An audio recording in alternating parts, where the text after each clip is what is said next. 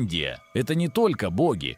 Вы думаете, Индия – это бесконечные храмы с тысячами богов, специи, шумные рынки и йога на рассвете – это удобная картинка, яркая, экзотическая, туристическая, но стоит сделать шаг в сторону от путеводителя, и начинается совсем другая страна. Страна, где из цельной горы вырезали храм высотой с 10-этажный дом сверху вниз, и никто до сих пор не может объяснить, куда исчезли сотни тысяч тонн камня.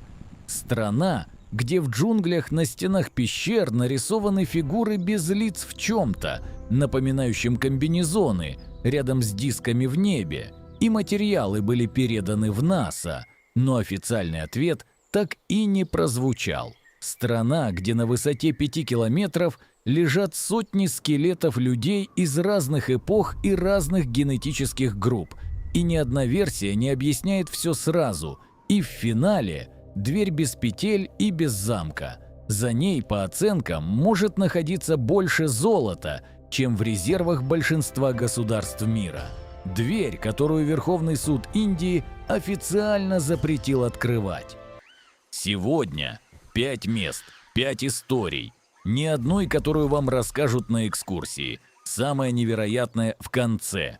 Индия – одна из древнейших цивилизаций планеты. Но это еще и страна, где официальная наука все чаще оказывается в позиции догоняющего. Каждые несколько лет новый скандал, новый артефакт, новое место, которое не вписывается в привычные схемы. Пока одни историки изучают уже известные памятники, другие сталкиваются с данными, которые задают слишком неудобные вопросы. Под каждым крупным храмом более древний слой, под каждым городом остатки предыдущего, под каждой легендой геофизический сигнал. GPR-сканирование в 2023 году обнаруживает под землей то, о чем местные жители говорили веками. Исследования 2026 года подтверждают то, о чем академики предпочитали молчать. И за одной конкретной дверью на юге страны государство не позволяет провести даже простую инвентаризацию. Не потому что там пусто, а потому что там, вероятно, слишком много. Начнем с камня. Эллора – храм, вырезанный из горы штат Махараштра, недалеко от города Аурангабад. Скальный массив из базальта, в котором вырублены 34 пещеры. Комплекс Эллора – объект ЮНЕСКО. Большинство туристов фотографируют фасады, но в центре комплекса находится то, что меняет масштаб восприятия. Пещера номер 16 – храм Кайласанатха. Только это не пещера, это отдельно стоящее здание, полностью вырезанное из цельного монолита базальта. Не построенное, не собранное из блоков, а вырубленное сверху вниз. Представьте, мастера начали с вершины скалы и постепенно спускались, убирая лишнюю породу, пока внутри горы не появился храм высотой 29 метров, длиной 81 метр и шириной почти 50 метров. Один монолит. Без швов, без добавленных камней, без стыков. 200 тысяч тонн, которые исчезли. По официальным оценкам, при создании Кайласанатхи было вынуто от 150 тысяч до 200 тысяч тонн породы. Некоторые независимые расчеты дают цифру от 400 до 500 тысяч тонн. Чтобы представить масштаб, это эквивалент десятков тысяч грузовиков. И вот главный вопрос – куда делась эта порода? Работы велись сверху вниз. Значит, камень нужно было выносить наверх по мере углубления. Нужны были системы подъема, платформы, леса, сотни рабочих одновременно в ограниченном пространстве. Где следы этой инфраструктуры? Где отвалы? Где остатки лагерей? Где массовые следы инструментов? Ничего. Как будто камень просто перестал существовать. Твердость и инструмент базальт – твердая порода, от 6 до 7 по шкале Мооса, бронза – около 3, железо того периода от 4 до 5. Это означает, что инструмент был мягче материала. Да, камень можно обрабатывать и так, но медленно, с постоянной заточкой, с огромными усилиями. Теперь посмотрите на детали Кайласа-Натхи. Слоны в натуральную величину, тысячи фигур на фризах, колонны с резьбой тоньше сантиметра и ни одного заметного следа переделки. Ошибки при таком методе должны были быть неизбежны, но их не видно. Как будто строители работали по идеальному трехмерному плану, зная результат заранее. Аномалии под храмом. В 2023 году геофизики провели подповерхностное сканирование под комплексом Эллора. Под Кайласа-Натхой приборы зафиксировали полости правильной формы, с четкими контурами. Контуры совпали с главной осью храма, либо это структуры, созданные теми же строителями, либо храм ориентировали над чем-то более древним. В обоих случаях это меняет историю места, но Кайласа-Натха – действующий религиозный объект, раскопки под ним запрещены, полости остаются закрытыми, и 200 тысяч тонн камня по-прежнему остаются без объяснения. Следующее место – это не камень, это тоннель, о котором говорили 1000 лет и который, возможно, действительно существует, храм, который исчезал перед набегами восточное побережье Индии, штат Одиша, город Пури. Это один из 4 главных священных центров индуизма. Сердце города – храм Джаганатха. Ему больше 1000 лет. Каждый год сюда приезжают от 10 до 15 миллионов паломников. Для верующих это центр мира, для историков – источник странностей. Легенда о тоннеле местные жрецы веками рассказывали одну и ту же историю. Под храмом существует тоннель. Он ведет от главного святилища к морю, к Бенгальскому заливу. По преданию, во времена набегов жрецы использовали этот тоннель, чтобы выносить главные реликвии – деревянные статуи Джаганатха и его спутников, и прятать их. Захватчики входили в храм, но находили пустой постамент. Историки долго относились к этому как к красивой легенде, пока не начали совпадать даты исчезновения, зафиксированные в хрониках 1568 год. Армия афганского военачальника Калапахада входит в Пури. Свидетельства того времени описывают одну деталь. Солдаты ворвались в главное святилище и обнаружили его пустым. Статуй не было. Храм был закрыт, охранялся. Но главные идолы исчезли заранее. Когда армия ушла, статуи вернулись. Откуда? Ни один официальный источник не объясняет. Подобные эпизоды повторялись и позже, в 17 веке, при других вторжениях. Каждый раз одно и то же. Перед приходом войск реликвии исчезают, после ухода возвращаются. Если это была организованная эвакуация, где маршрут? В марте 2026 года команда Индийского технологического института Гандинагара провела георадарное исследование территории храмового комплекса. Официальная цель – оценка состояния фундамента. Результат – 43 подземные структуры, фундаменты, стены, слои древнего города под современным Пури. И среди этих аномалий узкая вытянутая структура длиной около 90 метров, направленная в сторону моря. Там, где легенды указывали 1000 лет. Кроме того, под главным святилищем приборы зафиксировали концентрацию металлических сигналов на глубине от 2 до 4 метров. Сигнал характерный для плотных металлических масс. Интерпретация. Возможные скопления золота или меди. Почему не бурят? Официальная позиция администрации храма: для бурения требуется согласование с религиозным советом штата. Совет пока не собирался. Один из старших служителей, отвечая журналистам, сказал: «Мы знали об этом всегда. Зачем вам ваши приборы?» И ушел. Это не древняя хроника. Это 2026 год. Тоннель не вскрыт. Металлические аномалии не исследованы. Легенда больше не выглядит просто легендой. Следующее место – джунгли Центральной Индии. Там нет храмов.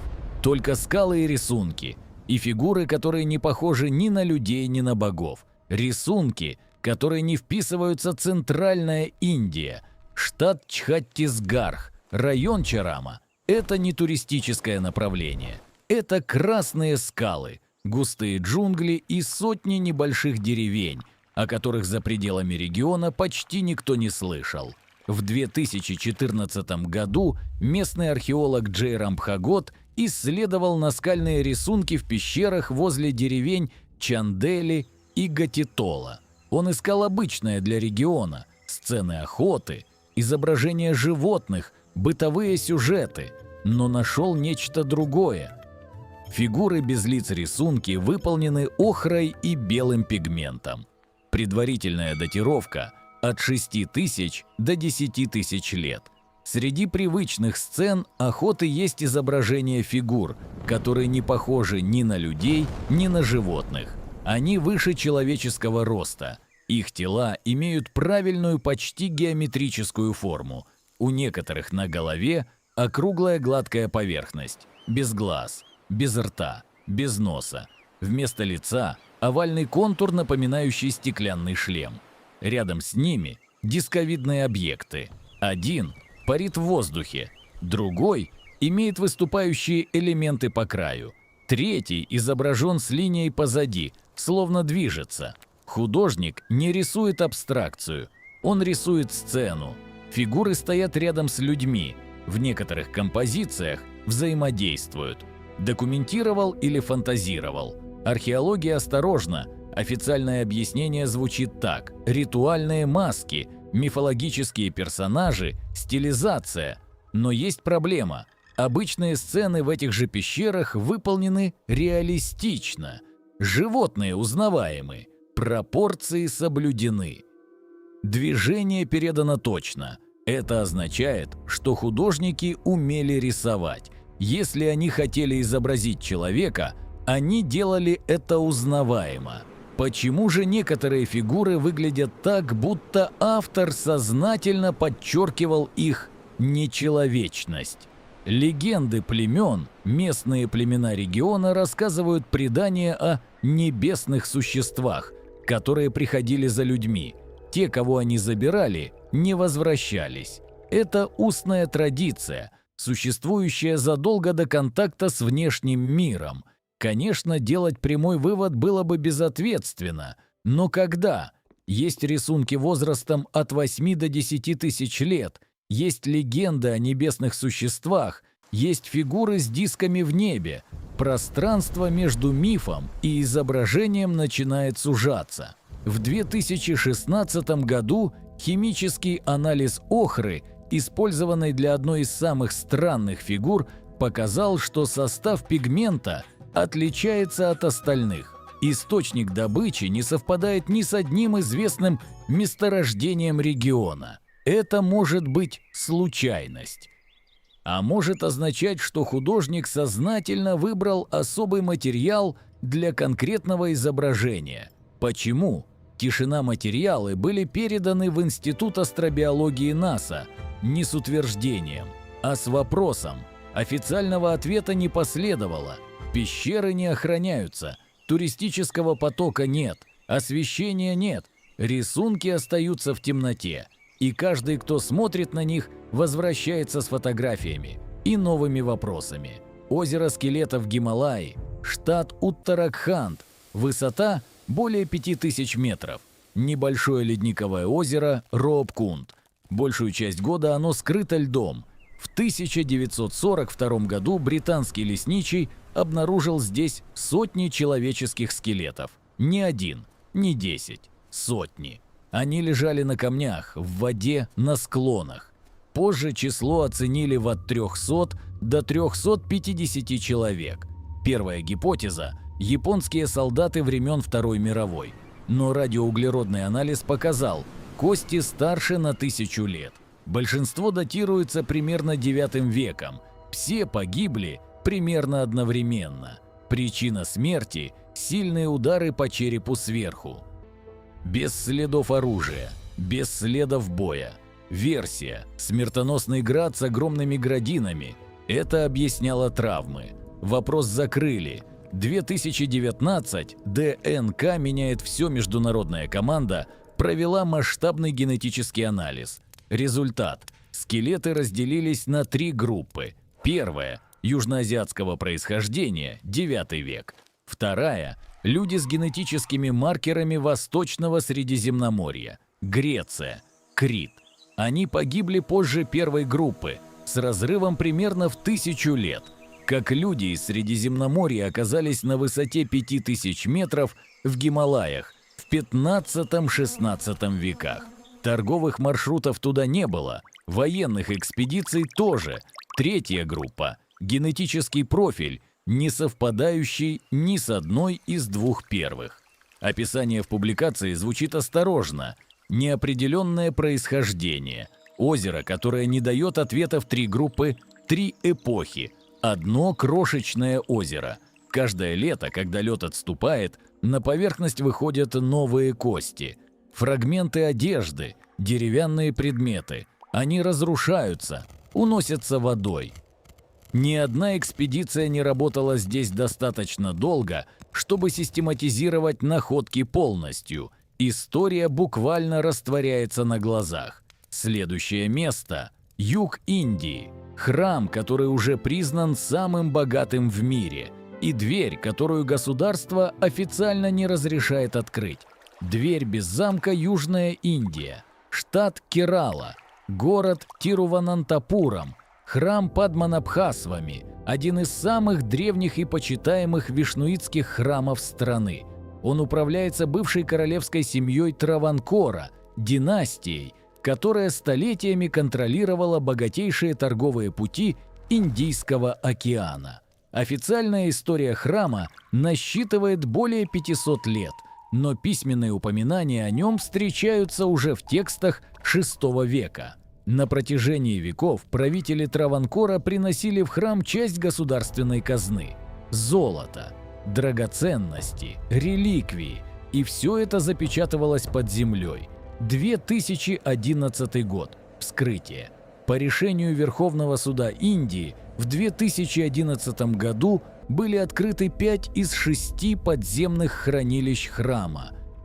То, что обнаружили внутри, стало шоком даже для скептиков.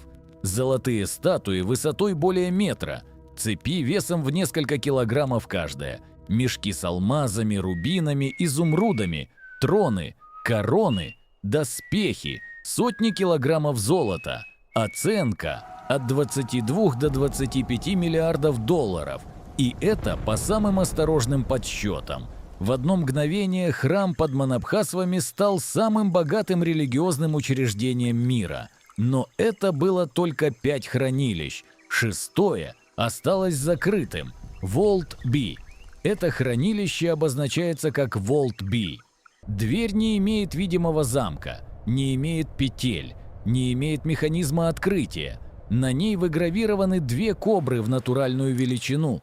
По традиции, хранилище было запечатано с применением древнего ритуала Нагабандхам – заклятие змей. Согласно преданию, открыть дверь можно только с помощью специальной мантры, произносимой жрецом, знающим ее полностью. Официально таких жрецов сегодня не существует. Почему ее не открывают? Верховный суд Индии разрешил вскрыть остальные хранилища. Но Vault B оставили закрытым. В 2020 году суд официально отказал в требовании провести его инвентаризацию. Формулировка: вопрос требует дополнительного религиозного изучения. Государство, обладающее ядерным оружием и космической программой, не открывает дверь. Не из-за мистики, не из-за суеверий, а потому что не хочет отвечать за последствия. Что может быть внутри? В традиции королевских сокровищниц самое ценное прятали глубже и дальше всех. Vault B расположен ниже остальных и дальше от входа. Если 5 открытых хранилищ содержали состояние, сопоставимое с бюджетом небольшого государства, то что находится в 6-м? Некоторые эксперты осторожно предполагают, что его содержимое может превышать все, найденное ранее. Архив с пустой строкой. В архивах британской Остинской компании сохранилась запись о переговорах с Раджей Траванкора в XIX веке. Британцы просили доступ к особому хранилищу в храме. Раджа отказал. Причина отказа не указана, страница в архиве не вырвана. Она просто пуста, там, где должен быть ответ. Что объединяет эти места? Храм, вырезанный из горы, тоннель под святилищем, рисунки с безликими фигурами, озеро скелетов, дверь без замка. Ни один из этих объектов не является выдумкой, все они существуют, все задокументированы. У каждого есть официальная версия, но каждая версия заканчивается. Заканчивается ровно там, где начинается самый неудобный вопрос. Куда делся камень? Почему идолы исчезали заранее? Кто нарисован в пещерах? Как люди из Средиземноморья оказались на 5-километровой высоте?